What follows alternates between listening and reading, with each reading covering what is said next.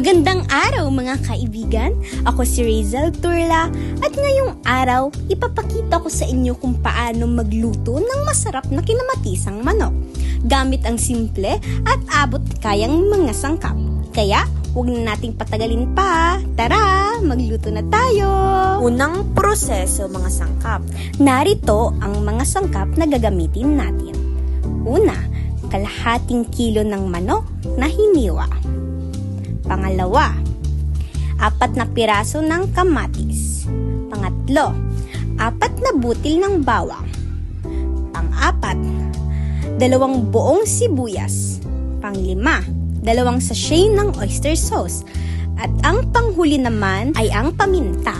Pangalawang proseso ay ang paghuhugas at paghiwa ng mga pampalasa. Siguraduhing malinis ang manok bago natin ito lutuin.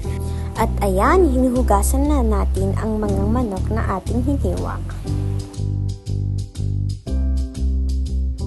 At kukuha naman tayo ng malinis na lagayan dahil ilalagay natin dito ang mga manok.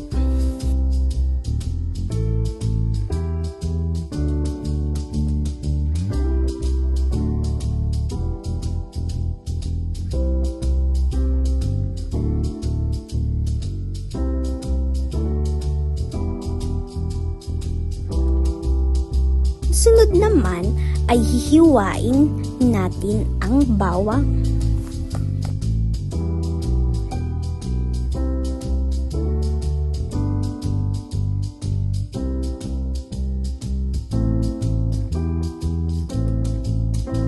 At huhugasan natin ang mga kamatis. At sunod, hihiwain natin ang sibuyas.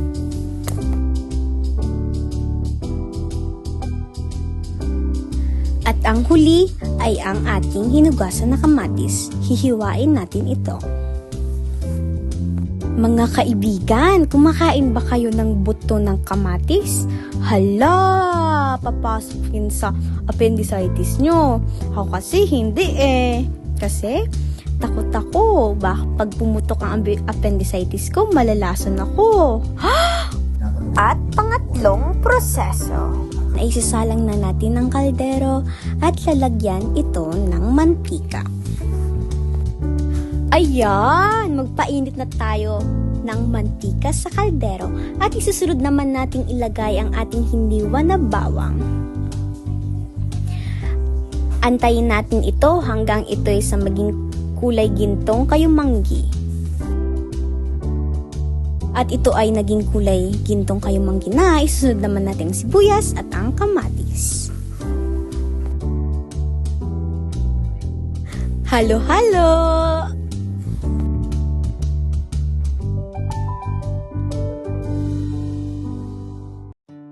Isunod na natin ang ating hiniwang manok.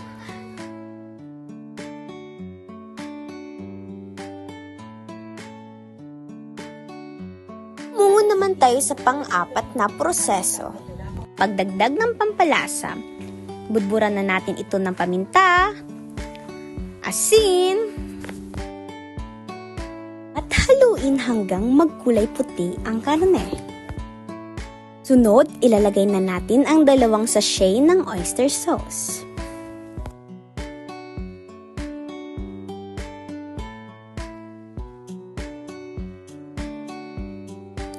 Halo-halo!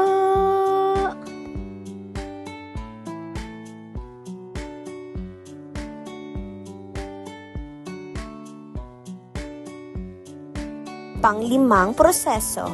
Kuluin na natin ito sa mahina ng apoy ng 5 minuto.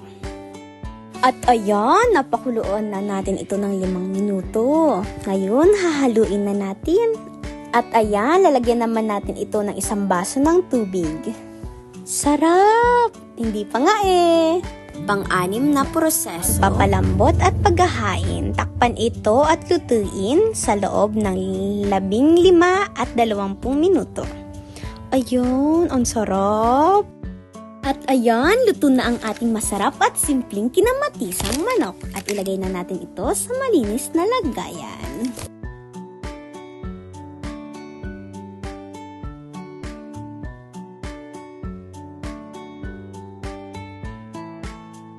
sana nagustuhan nyo ang ating recipe. Hanggang sa muli, happy cooking mga kaibigan! Mwah, mwah, mwah.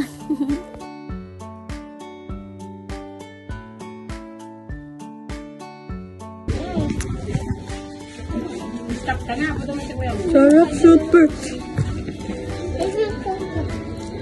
Dala?